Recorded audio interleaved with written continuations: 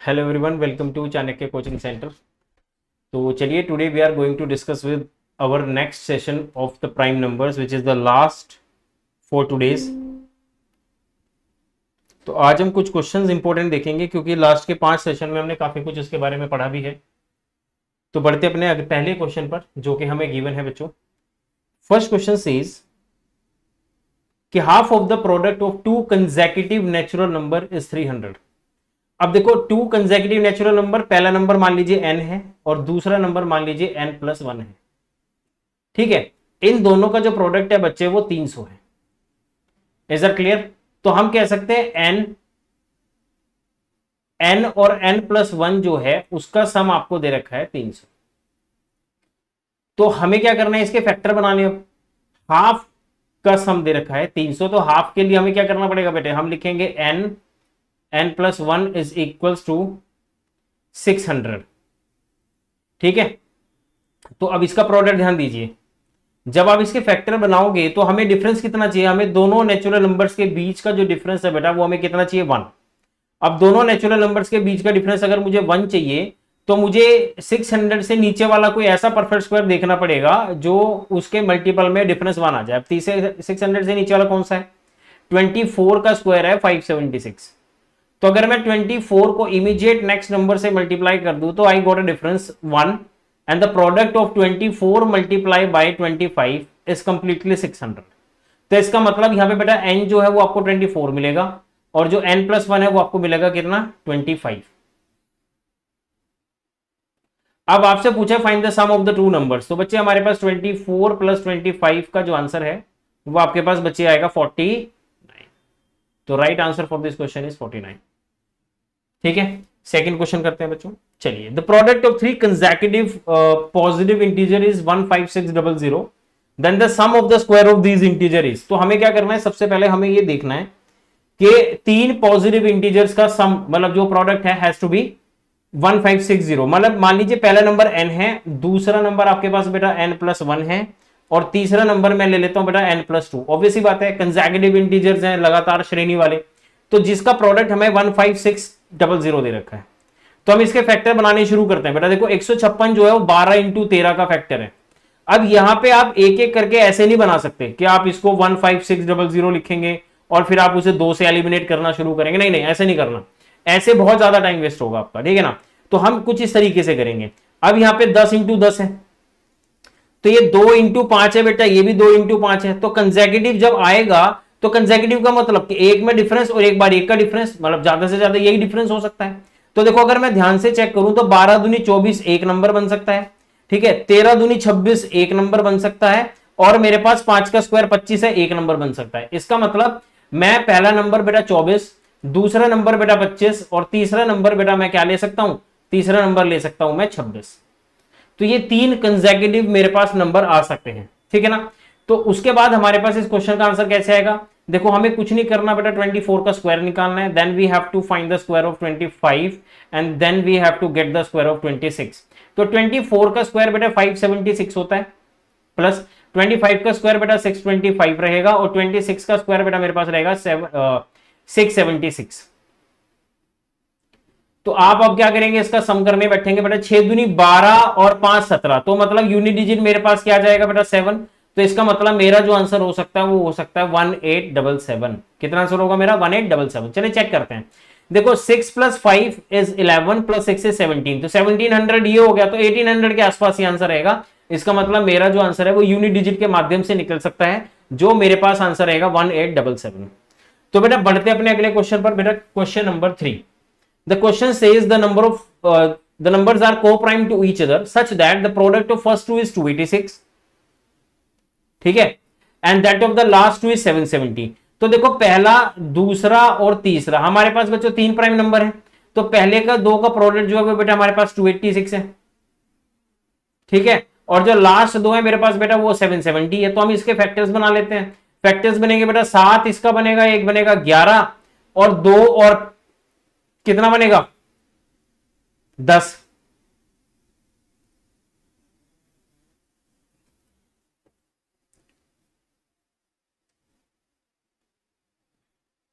को prime numbers है ना, को prime which is not prime, it doesn't matter its prime और नॉट, है ना। तो बेटा देखो 11 पंजे 55 और 7 दूनी 14 पॉसिबल है, तो मैं इसको बेटा 14 और 55 भी ले सकता हूं, ठीक है। और उसके बाद यहां से देखते हैं क्या ये बन रहा है, 7 से जाता है, नहीं 11 से जाएगा। देखो 11 एक कम 11, 11 दूनी 22 और 11 6 66, तो ये आ गया मेरे पास 11, ठीक है। और उसके बाद ध्यान से देखें तो ये 11 इंटू 26 इंटू 13 इंटू 2 है। अगर 11 इंटू 13 इंटू 2 है बेटा, तो ये भी तो मेरे पास 2 गुना 7 गुना 11 गुना 5 है। तो मैं कह सकता हूं 11 और 2 इसका बीच का नंबर है, क्योंकि दोनों कॉमन है, तो बीच वाला नंबर हो गया 11 दूनी 22। पहला नंबर मेरे पास हो गया बेटा 13, और उसके बाद जो अगला नंबर मैं ले लूंगा बेटा वो ले लूंगा 7 पंजे 35। तो अब हमें क्या बताना है बच्चे, इसका सम बताना है। तो 13 प्लस ये मेरे पास 35 हो जाएगा, 35 प्लस 35 है 70। तो तीनों का जो सम मतलब 13 प्लस 22 प्लस 35, जो इन बच्चे सम है इन तीनों का, वो हमारे पास रहेगा मेरे बच्चे 70। तो 70 इज द राइट आंसर। तो बढ़ते अपने अगले क्वेश्चन पर, क्वेश्चन नंबर 4। तो क्वेश्चन हमारे पास कहता है इन 4 consecutive prime numbers there are in ascending order, the product of first is 385 and the last 3। यहां पे फर्स्ट 3 लिखा होना चाहिए, फर्स्ट 3 बेटा। अब 385 है, तो पहले बेटा इन्हीं को ब्रेक कर लेते हैं, क्योंकि ये सब प्राइम नंबर्स हैं। तो 5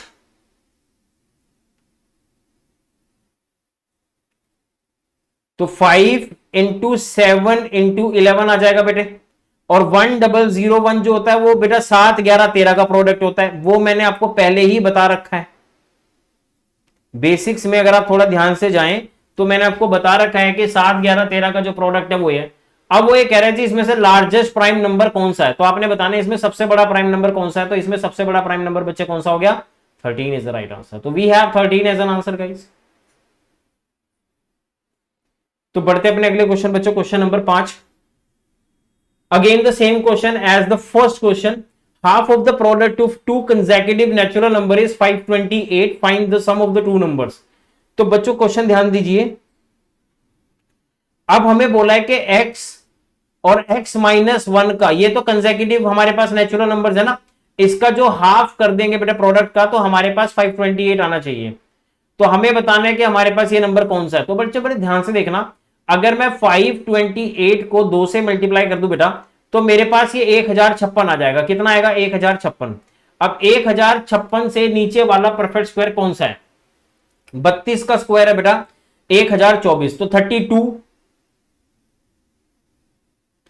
अब 32 से अगर मैं 33 को मल्टीप्लाई करता हूं, तो मुझे 2 या 6 यूनिट डिजिट 6 मिल जाएगा ये वाला। तो मतलब ये इसका प्रोडक्ट है कंफर्म। अगर मैं गलती से 31 से करता हूं, क्योंकि देखो हमें ना एक का डिफरेंस ही चाहिए, इससे ज्यादा डिफरेंस हमें चाहिए नहीं। तो अगर मैं पिछले वाले नंबर से बेटा मल्टीप्लाई करूंगा, तो 32 इंटू जो 31 होगा वो मेरे पास जैसे 31 इंटू 32 करता हूं मैं, तो मेरे पास यूनिट डिजिट इसका 2 आएगा। अपने को यूनिट डिजिट चाहिए 6, तो मुझे 32 इंटू 33 करना पड़ेगा। इन दोनों का प्रोडक्ट भी मेरे पास 1056 आ जाएगा बच्चे। और दूसरी सबसे महत्वपूर्ण चीज यह है कि इन दोनों का बेटा डिफरेंस भी मेरे पास कितना दे रखा है, 1। तो इस तरीके से आप लोग क्या कर सकते हैं, आप लोग दो नेचुरल नंबर्स के प्रोडक्ट के फैक्टर्स निकाल सकते हैं, ठीक है ना। आपने करना कुछ नहीं, आपने सिर्फ उस नंबर का क्या करना है बेटा, स्क्वायर रूट उठा लेना है। जो भी आपके पास नंबर गिवन होगा उसका स्क्वायर रूट ले लो, उसके आसपास ढूंढो कि कौन से नंबर के प्रोडक्ट में वो नंबर आएगा और डिफरेंस क्या है। एक बार आपको डिफरेंस मिल गया उसके बाद कोई दिक्कत नहीं है, ठीक है। तो 32 और 35 होएगा, तो उसने आपसे क्या पूछा है क्वेश्चन में, वो पूछ रहा है 32 और 33 का जो सम है वो कितना है ना। तो बेटा 32 और 33 का जो सम है बेटा वो 65 रहेगा। तो मेरा आंसर जो इस क्वेश्चन का है बच्चों वो आपके पास आ जाएगा 65। तो बढ़ते हैं बेटा अपने अगले क्वेश्चन पर, क्वेश्चन नंबर 6। बड़ा इंपॉर्टेंट सवाल है। Let A and B, A B है ना, A is not equals to B is 2 digit prime number such that B A is also prime. मतलब इसका अगर उल्टा कर देंगे तो वो भी एक प्राइम निकल जाएगा, ठीक है। तो ढूंढो ऐसे प्राइम नंबर कितने और हमें उनका सम बताना है।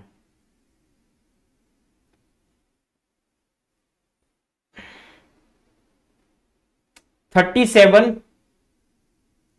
और 73 ये दोनों प्राइम नंबर हैं उल्टे।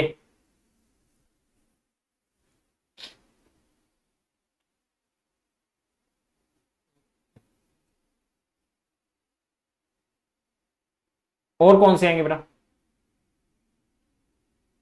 13 और 31 भी प्राइम नंबर्स हैं, ठीक है। 79 और 97 भी प्राइम नंबर्स हैं। और कौन से हो सकते हैं? 17 और 71 भी हैं, हाँ 17 और बेटा 71 ये भी प्राइम नंबर्स हैं। तो हमें क्या करना पड़ रहा है कि the sum of all the such prime numbers, हमें क्या है अब इन सभी का क्या बताना है बेटा? सम बताना है अपने को इस सबका, ठीक है ना।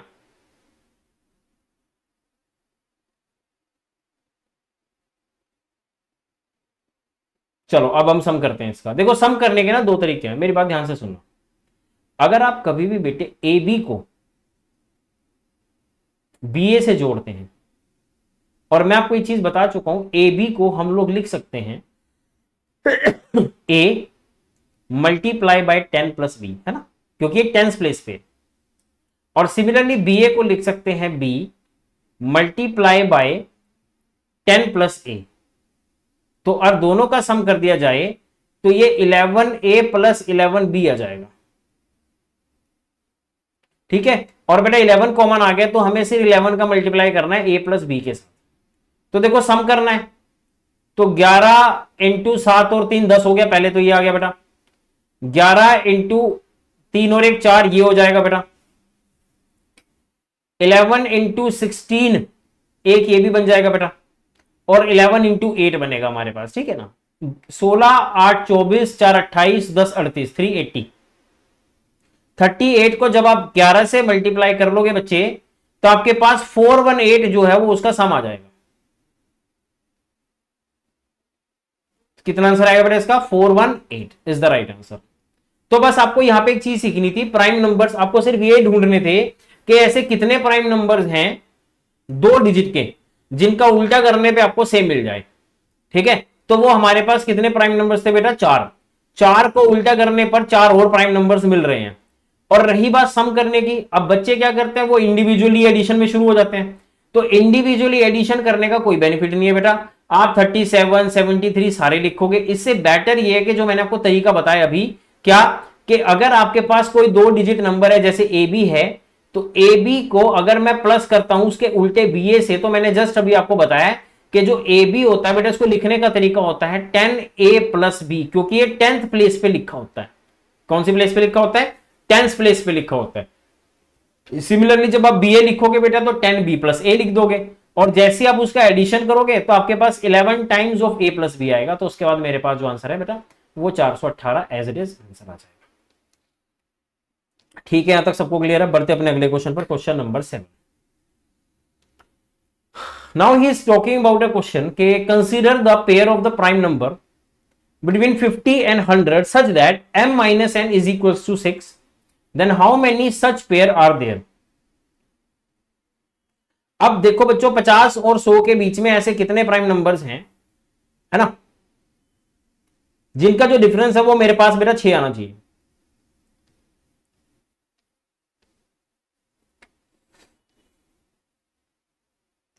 एक 53 हो गया बेटा, एक 59 हो गया।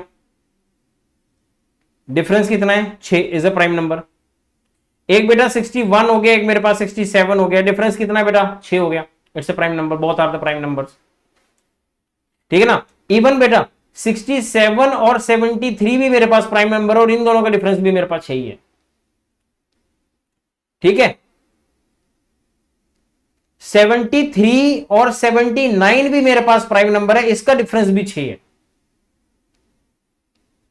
बाकी किसी का डिफरेंस मेरे पास 6 नहीं आएगा। तो मेरे पास कितने ऐसे प्राइम नंबर्स हैं जिनका जो डिफरेंस है बेटा मेरे पास क्या आना चाहिए? वो मेरे पास आना चाहिए 6। तो वी हैव 4 प्राइम नंबर्स। ऐसे 4 पेयर बनेंगे प्राइम नंबर्स के जिनका डिफरेंस बच्चे हमारे पास 50 से लेकर 100 के बीच में, जिनका डिफरेंस जो है मेरे पास क्या रहेगा बेटा? 6 आ जाएगा। तो बढ़ते अपने अगले क्वेश्चन पर बच्चों, क्वेश्चन नंबर 8। ये क्वेश्चन हम लोग पिछले क्लास में भी रिपीट कर चुके हैं, ठीक है, सिमिलर सा क्वेश्चन था। तो एक बार मैं इसको फिर से आपको कनेक्ट कर देता हूं। बच्चों सवाल ये है, वो कह रहा है आपसे कि x plus Y plus Z आपको 70 दे रहा, और इसने सबसे इंपॉर्टेंट चीज ये बोल दी कि x is less than y, y is less than z, मतलब x इसमें सबसे छोटा है। अब मैं आपको एक छोटी सी इसमें बात बताऊंगा, देखो बच्चों समझना, अगर दो ओड नंबर के साथ ऐड करते हो, अगर आप दो ओड नंबर को ऐड करते हो तो you will always have even. क्या है? इवन आएगा, क्योंकि 70 एक इवन नंबर है। पर बच्चों एक बात बताओ, हमें यहां पे ना 3 नंबर्स को ऐड करने को बोला है। कितने नंबर्स को ऐड करने को बोला है? 3। तो दो तो ओड ऐड हो गए। अगर मैं गलती से तीसरा भी ओड नंबर ले लूंगा तो मेरे पास तो तीनों का सम ओड बन जाएगा। बट अगर मैं इस ओड की रिस्पेक्ट में इवन ट्राई करता हूं तो मेरे पास इन तीनों का सम इवन होगा। मतलब अगर आपको 3 नंबर का सम इवन करना है तो उसमें से एक नंबर आपके पास इवन होगा, बाकी 2 नंबर आपके पास ओड होंगे। ठीक है, तो बच्चों अब सीधी सी बात है, इवन प्राइम नंबर हमारे पास कौन सा है? That is the only one which is 2। ठीक है, अकेला प्राइम नंबर है 2 जो कि हमारे पास इवन बनता है। ठीक है, उसके बाद बाकी दोनों ओड है, तो बाकी दोनों अगर ओड है उनका सम कितना हो गया मेरे पास बेटा? 68। तो आपसे पूछा है z की वैल्यू कितनी होगी, तो मतलब इसमें प्राइम नंबर का डिफरेंस क्या क्या है जो भी है। अब जैसे मान लो अगर मैं डिफरेंस लेके चलता हूं, चलो मैं एक काम करता हूं, मैं हाईएस्ट नंबर लेना है क्योंकि z इज द लार्जेस्ट, तो लार्जेस्ट नंबर उठा के देखते हैं। आप ऑप्शन से उठा लो इसको। अगर मान लो आप z को 31 लेते हो तो y को आपको लेना पड़ेगा 37, जो कि पॉसिबल ही नहीं है क्योंकि y तो खुद z से छोटा है। तो इसका मतलब आप 29 भी नहीं ले सकते क्योंकि उसकी संख्या बढ़ जाएगी, वो 39 होगा, और 39 तो प्राइम नंबर ही नहीं है, तो इसका मतलब ये भी गलत हो गया। अगर बच्चे आप इसको 43 लेते हैं तो आपको ये वाला नंबर 27 लेना पड़ेगा। पॉसिबल है but 27 is not a prime number, तो इसका मतलब ये भी गलत हो गया। इसका मतलब बच्चे अगर मैं जैसे ये वाला जो क्वेश्चन था पहले वाला पार्ट, इसमें हमने 31 लिया था, अब अगर 31 की बजाय 7 ले लूं तो पॉसिबल है कि मेरा आंसर जो है वो कनेक्ट हो सकता है। तो ठीक है बेटा, हम यहां पे इसको 2 रख लेते हैं, यहां पे बेटा हम इसको 31 रख लेते हैं और यहां पे इसको 37 रख लेते हैं। तो इसका मतलब मैं z की वैल्यू को कंसीडर कर सकता हूं एज 37। तो I can consider z as 37 guys. Is it clear? तो बढ़ते अपने अगले क्वेश्चन बच्चों, लास्ट क्वेश्चन है हमारे सेशन का। कहते हैं p and q are the two prime numbers such that p is less than q is less than 50. In how many cases would p plus q is also prime? इसका मतलब जो p है वो छोटा होना चाहिए मेरे पास, है ना। मैं p को q से छोटा रखूंगा तो उनका सम भी प्राइम होना चाहिए। अब जैसे 3 है तो 2 और 3 हो सकता है, एक तो 2 और 3 5 है, इनका सम भी प्राइम है, 5 ही आएगा। तो एक केस तो ये हो गया मेरे पास।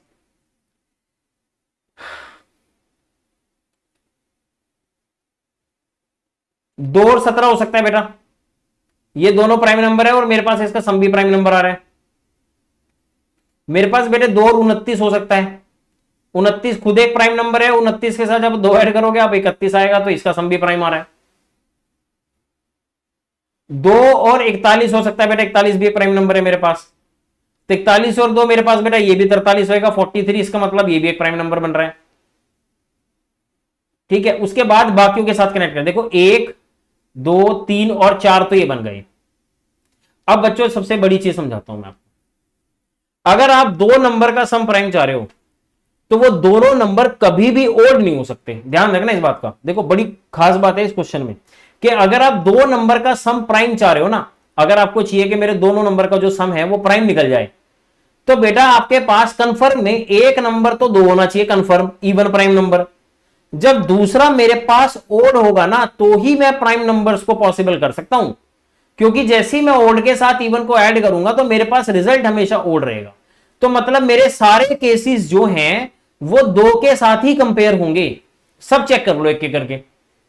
2 के साथ आपने 3 को चेक किया, बिल्कुल सही बन रहा है जी। 2 के साथ 5 को चेक करो, 7 बनेगा, बनता है, बिल्कुल बनता है। देखो 2 के साथ 5 को करेंगे तो हमारे पास बेटा 7 बन रहा है। 2 के साथ 7 को करोगे 9 बनेगा, गलत। 2 के साथ 11 को करोगे, बिल्कुल। 2 के साथ बेटा 11 के साथ कंपैरिजन होगा तो मेरे पास 13 भी एक प्राइम नंबर बन जाएगा, ठीक है ना। 6 तो यही हो गए, उसके बाद 13 बनेगा तो 15 आएगा, अगर मैं 13 लिखूंगा तो 15 आएगा, 17 लिखूंगा तो 19 मैच कर गया, बना रखा है हमने। 21, हाँ 2 के साथ 21 तो लिख ही नहीं सकते, 21 प्राइम नंबर नहीं है, 23 है, 23 भी नहीं लिख सकते, 25 बन जाएगा। 29 के बाद 31 आता है। ठीक है, उसमें 2 जुड़ता है। आप बस ये देख लो कि ऐसे कौन से प्राइम नंबर है जिनका डिफरेंस 2 आ रहा हो, बस इतने ढूंढ रहे हो आप।